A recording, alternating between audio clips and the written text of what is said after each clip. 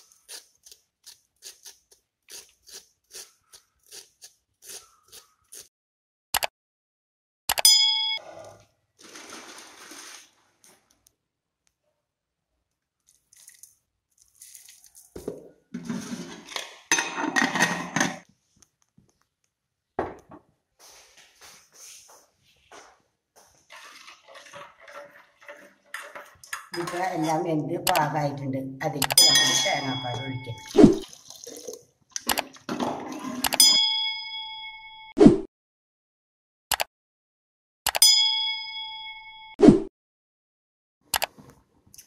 ഇതിപ്പോൾ എല്ലാം ശരിയായിട്ടുണ്ട്. തേങ്ങാപ്പാൽ ഒഴിച്ചിട്ട് തള വന്നിട്ടുണ്ട്. ഇനി നമുക്കത് ഇറക്കിയിട്ട് അതിൽ തുള്ളി വെളിച്ചെണ്ണ തൂവിയാൽ മതി.